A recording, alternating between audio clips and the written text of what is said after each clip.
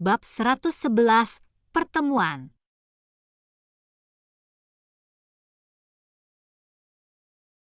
Sebelum Grace sempat menjawab, Melanie duduk di sandaran sofa dan memeluknya. Ayah sedang mengunjungi adik laki-lakinya, jadi kami memutuskan untuk tinggal di sini. Apa? Apakah dia baru saja mengatakan bahwa mereka juga akan tinggal di sini? Melanie memberiku tatapan penuh kemenangan. Kau tahu, kami jarang menghabiskan waktu bersama Chloe. Aku menahan amarahku dan berusaha bersikap acuh tak acuh. Wah, betapa perhatian sekali. Ayahku hanya menatap wajahku dengan diam. Sementara itu, ibuku tampaknya merasakan ada suasana yang tidak enak. Dia mencoba mencairkan suasana dengan berkata, "Mel, kau terlihat semakin cantik setiap harinya. Apakah kau sudah memiliki seseorang?" Melanie dengan tanpa malu mengumumkan, "Ya, dan kami akhirnya akan menikah setelah bertahun-tahun." Aku ingin merobek lidahnya. Itu berita yang luar biasa. Jangan lupa undang kami ke pernikahanmu. Ibuku tersenyum hangat. Kalian yang pertama di daftar undanganku. Melanie menatapku sambil tertawa mengejek. Dengan menggertakkan gigi, aku mengutuk diam-diam wanita jalang itu. Kami sudah menikah sejak lama jika mantan istrinya tidak menyulitkan, tambah Melanie. Aku sudah mengenalnya sejak kecil, dan kami saling mencintai. Tapi mantan istrinya terus menggoda dan tidak mau melepaskannya. Dia bahkan menipu semua uangnya. Ibuku tampak tidak nyaman. "Mel, kemarilah bantu aku," kata Matthew yang muncul dari dapur.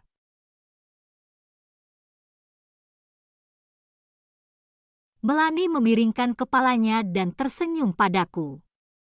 "Aku datang, Matt." Aku tahu Matthew mencoba meredakan situasi. Namun, apa yang dia pikirkan? Apakah dia berharap aku menoleransi Melanie seperti halnya Grace menoleransi perselingkuhan Henry? Keluarga yang kacau balau. Ponselku berdering dan aku meliriknya. Atlas yang meneleponku. Aku melirik ke arah dapur dan keluar untuk menjawabnya. Suara tidak senang Atlas bertanya, "Kau di mana?" "Aku di rumah." Kenapa dia menelepon ketika seharusnya dia berada di Astronia? Sebelum aku bisa menanyakan di mana dia berada, dia berkata, "Temui aku di tempat biasa." "Kau punya waktu 20 menit. Aku menggenggam ponselku, terkejut dengan pemberitahuan mendadak itu. 20 menit? Apakah dia berharap aku bisa teleportasi ke sana? Lalu aku menyadari bahwa Atlas pasti sudah kembali ke Fosworth. Hatiku berdebar.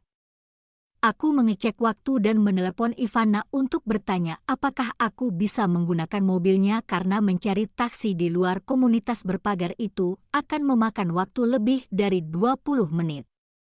Untungnya, Ivana baru saja tiba di rumah.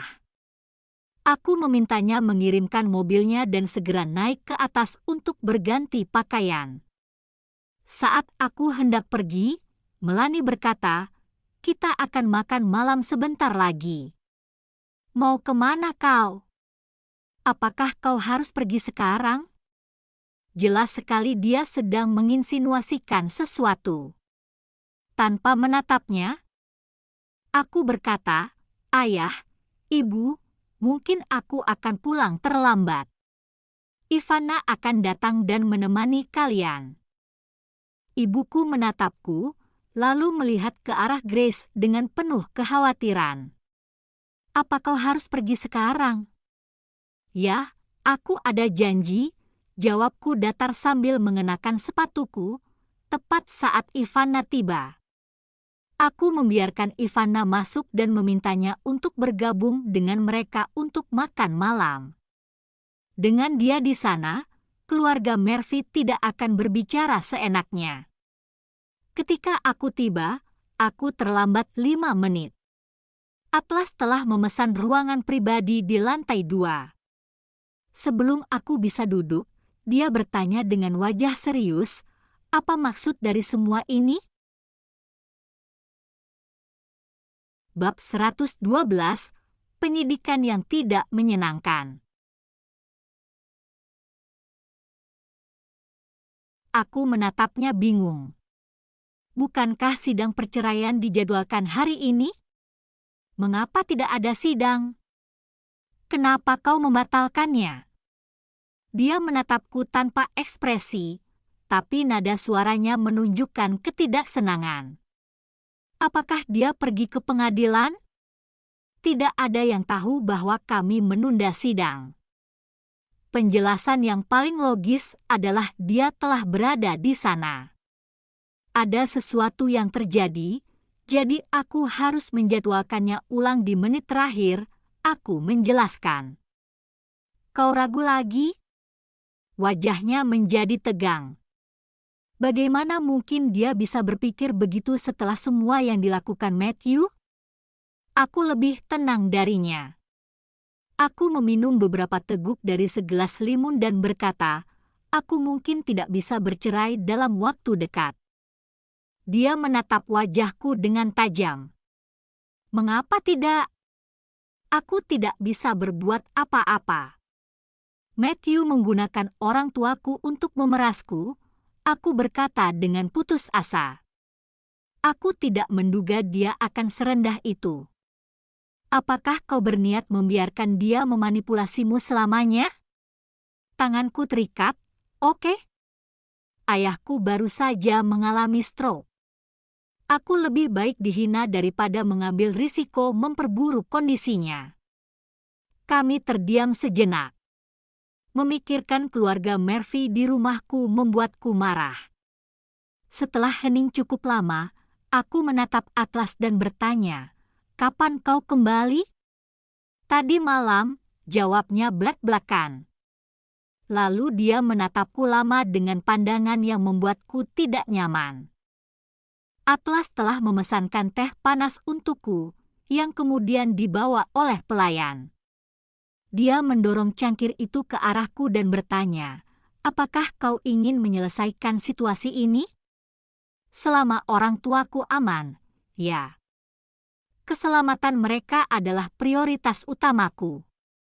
Karena dia menyinggung soal ini, aku merasakan dia pasti memiliki rencana. Entah bagaimana, aku mempercayainya. "Biarkan aku mengatur sesuatu," katanya. "Aku akan memberitahu setelah semuanya siap. Yang perlu kau lakukan hanyalah bekerja sama." "Terima kasih." Sudah gelap ketika aku meninggalkan kafe. Atlas memberiku instruksi singkat di depan pintu, dan kemudian kami berpisah. Aku tidak langsung pulang. Dengan keluarga Murphy di rumahku, aku merasa tercekik. Aku perlu mencari cara untuk menangani situasi ini. Mereka seperti bom waktu yang siap meledak, dan kecemasan terus-menerus menggerogotiku. Untuk meredakan kecemasanku, aku mengambil jalan memutar melewati jalanan yang ramai. Namun, aku tahu pada akhirnya harus pulang. Orang-orang yang kucintai ada di sana, dan aku tidak bisa membiarkan keluarga Murphy bertindak seenaknya. Keesokan harinya, Atlas meneleponku. Dia memintaku untuk membawa orang tuaku dan Ava ke Snow World, di mana aku akan mengikuti undian berhadiah. Aku paham bahwa ini adalah bagian dari rencananya. Aku secara diam-diam menawarkan untuk membawa orang tuaku keluar setelah sarapan. Mereka ragu-ragu, tetapi ketika aku mengatakan bahwa Ava sudah lama ingin pergi ke Snow World, mereka dengan senang hati setuju untuk bergabung.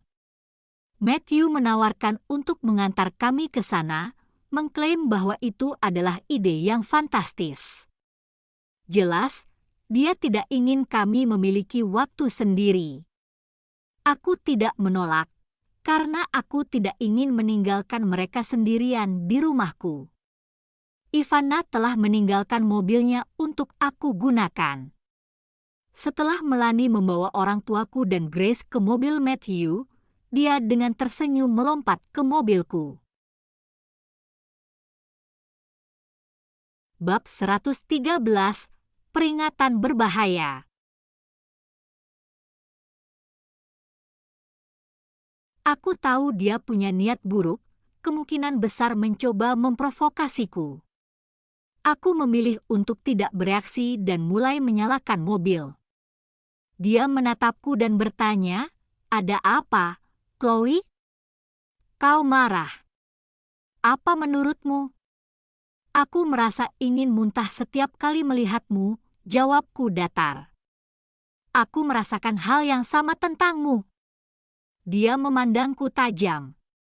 "Dengar baik-baik. Lebih baik kau pindah dari apartemen itu, atau kau akan menyesalinya." Aku bahkan tidak melirik ke arahnya. "Mimpi saja. Jangan lupa apa yang terjadi pada Henry. Aku bisa mengirimmu ke penjara juga, karena aku punya bukti tentang semuanya." Dia kehilangan kendali. "Jangan keterlaluan, Chloe. Kalian yang keterlaluan. Beraninya kalian datang ke rumahku? Apa kau pikir aku takut padamu?" Aku menatapnya tajam. "Kau pelacur seperti ibu kandungmu." Lalu aku menambahkan dengan sinis, "Apa kau pantas tinggal di apartemen itu?" "Chloe, jangan lupa apa yang bisa kulakukan pada orang tuamu dan Ava," katanya dengan nada penuh kebencian.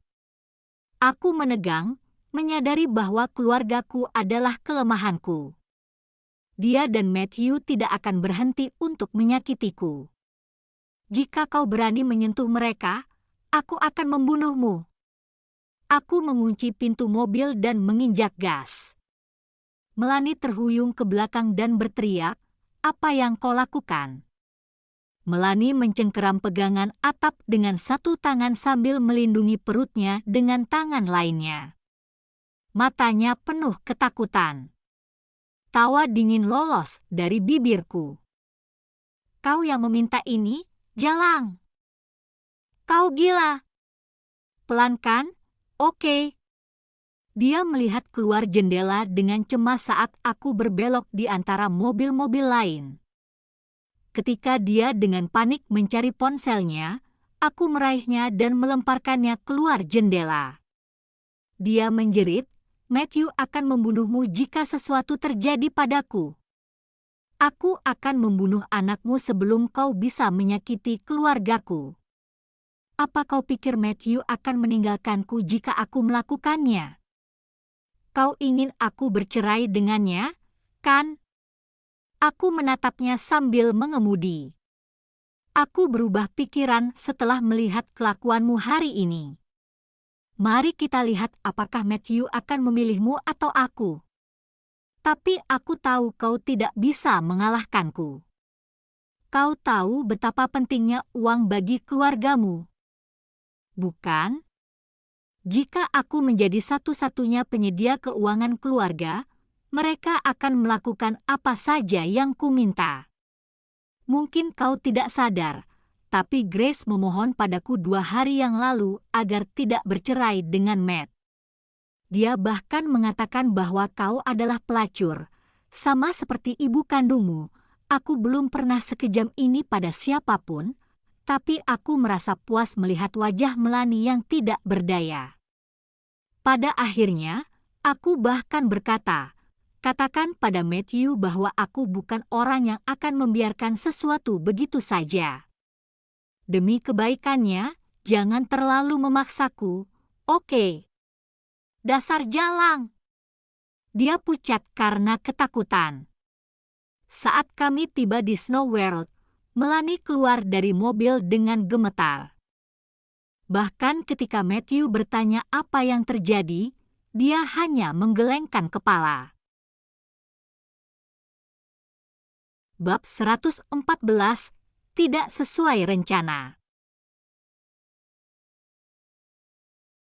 Aku menaikkan alisku kepada Melanie, lalu memimpin keluargaku masuk ke dunia salju. Aku bahkan berpura-pura mesra dengan Matthew. Melanie sangat marah, tetapi dia tidak berani bereaksi. Setelah mengunjungi dunia bawah laut, aku membiarkan Ava ikut serta dalam undian keberuntungan, dan secara mengejutkan, dia memenangkan hadiah, sebuah perjalanan gratis ke Pulau Celestis untuk 3 orang.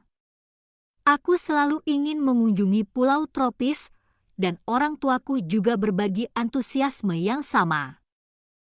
Kemudian aku pergi ke penyelenggara untuk mempelajari lebih lanjut tentang rencana perjalanan. Kami mendiskusikan rencana perjalanan di rumah, dan Matthew mendorongku untuk pergi bersama orang tuaku. Dia berkata, "Nikmati saja liburanmu, oke? Aku akan membayar semua biaya tambahan. Tinggallah di sana beberapa hari lagi jika kau mau." Aku dengan penuh semangat merencanakan perjalanan tersebut dan mendapatkan tiket tambahan untuk Ava. Lalu, berdasarkan rencana Atlas, aku meminta Adrian menentukan tanggal untuk sidang perceraian. Begitu kami berada di pulau, aku akan mencari alasan untuk kembali demi menghadiri sidang.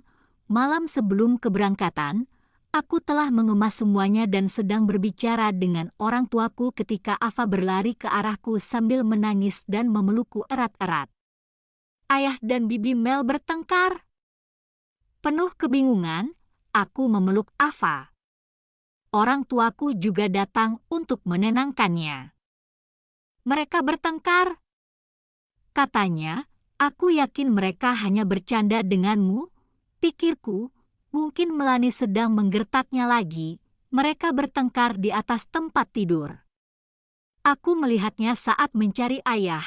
Ava menangis dengan keras, dan kata-kata polosnya akhirnya menyadarkanku. Aku langsung berdiri, menyerahkan Ava kepada ibuku, lalu berjalan dengan cepat menuju kamar utama. Apa mereka tidak punya rasa malu? Bagaimana bisa mereka berhubungan seks di sini dan membiarkan putriku melihatnya? Aku menendang pintu hingga terbuka. Mereka telah mendengar tangisan Ava, dan Matthew dengan panik mencoba berpakaian. Melihatku masuk dengan marah, dia buru-buru mendekat untuk menahanku. "Jangan berisik. Ingat orang tuamu masih ada di sini, kan?" Aku menampar wajahnya. "Kau menyebut dirimu seorang ayah? Jika kau ingin bercinta dengan saudaramu, lakukan di luar. Keluar dari rumahku sekarang juga." Orang tuaku bergegas mendekat dan dengan cepat memahami situasinya. Melanie dengan tanpa malu bangkit berdiri, membalut dirinya dengan selimut, dan memandangku. "Kenapa kami harus keluar? Ini rumah kami." Aku menyerang Melanie, tetapi Matthew mendorongku ke samping dan berdiri di depan Melanie. "Cukup, Chloe. Jika kau berani menyentuhnya, kau akan menyesal. Apa salahnya aku bersenang-senang sedikit? Toh kau tidak ingin bercinta denganku. Ini rumahku, baiklah. Apa yang kau lakukan, Matthew?" Ayahku berteriak. Saat itulah aku menyadari aku telah bertindak gegabah. Aku menoleh padanya. "Ayah!" Dengan cepat aku menopangnya dan berkata, "Tenanglah, ayah. Aku akan mengurus ini." "Chloe, dia..." Ayahku menunjuk ke arah Matthew, tidak bisa menemukan kata-kata yang tepat. Melanie dengan lancang berkata, "Benar, Tuan. Izinkan aku memperkenalkan kekasihku. Kami tumbuh besar bersama dan sudah menjadi pasangan selama bertahun-tahun. Anak bodohmu inilah yang tidak mau menceraikannya. Lalu dia menambahkan, oh, ngomong-ngomong, aku sedang mengandung anaknya. Jangan dengarkan dia, ayah. Aku memandang Melanie sambil berusaha menenangkan ayahku. Tutup mulutmu, Jalang. Kau ingin aku tutup mulut? Tidak masalah. Tinggalkan saja rumah ini. Melanie berkata sambil memeluk dirinya sendiri. Matthew membawamu dan orang tuamu ke sini agar kalian bisa memberitahu putrimu untuk meninggalkan kami. Suruh dia belajar menghormati diri sendiri. Aku merasakan ayahku goyah di sampingku dan mulai merasakan firasat buruk. Bab 115, di hadapan anak. Aku memandang Matthew. Jika kau masih punya hati nurani, bawa dia pergi sebelum sesuatu terjadi pada ayahku. Matthew melihat ayahku dan melihat bahwa wajahnya pucat. Secara naluriah, dia meletakkan tangannya di pundak Melanie. Sudahlah, hentikan, katanya. Namun, Melanie, yang memang senang membuat masalah, tidak peduli. Berhenti berpura-pura jadi korban. Kembalikan semua yang menjadi milik kami. Matt membeli rumah ini untukku, dan kau mencurinya. Apa kau tidak punya rasa malu? Dia menyeringai sementara aku membantu ayahku yang tampak lemah. Grace terlihat cemas dan agak panik. Bu, bawa ayah kembali ke kamar, kataku dengan kekhawatiran. Namun, ayahku menenangkan diri dan memegang tanganku. Jangan khawatir, aku lebih kuat daripada yang kau kira. Dia menatap tajam ke arah Matthew dan berkata, aku mempercayakan kebahagiaan putriku kepadamu dan membantu kariermu. Aku tidak peduli bagaimana kau memperlakukan aku atau istrimu, tapi apakah ini caramu memperlakukan putriku? Matthew merasa bersalah, mengalihkan pandangannya. Tidak apa-apa jika kau tidak mencintainya lagi, lanjut ayahku. Tapi dia adalah ibu dari anakmu dan telah bersamamu selama 10 tahun. Kau seharusnya memperlakukannya dengan baik. Ayahku tetap tegar. Sebagai kepala sekolah yang dihormati, aku yakin dia belum pernah menghadapi masalah yang begitu kotor seperti ini sebelumnya. Jika kau berpikir bisa menindasnya hanya karena dia sendirian, kau salah besar. Aku akan memastikan kau membayar atas apa yang telah kau lakukan padanya. Matthew mencoba mengalihkan kesalahan. George, dia yang membuat masalah, oke? Chloe tidak sepolos yang kau pikirkan. Dia telah berhubungan dengan pria lain di belakangku. Berhenti mencari alasan. Aku mencoba mengakhiri konfrontasi. Ayah, ayo kembali ke kamar. Matthew berteriak, kau yang menipu semua uangku. Ibuku tidak bisa menahan kemarahannya lagi. Dasar tidak tahu berterima kasih. Serunya. Berhenti menyebarkan kebohongan tentang putriku, Laura, dia yang selingkuh duluan dan membuatku tidak punya pilihan. Ya, kalian yang mendanai bisnis ini, tapi uang itu kau berikan pada putrimu, kan? Aku sudah melunasi semuanya selama bertahun-tahun. Matt, ayahku terhuyung. Bagaimana bisa kau mengatakan hal seperti itu? Ini semua salah putrimu. Chloe, jika kau ingin bercerai, maka keluar dari sini.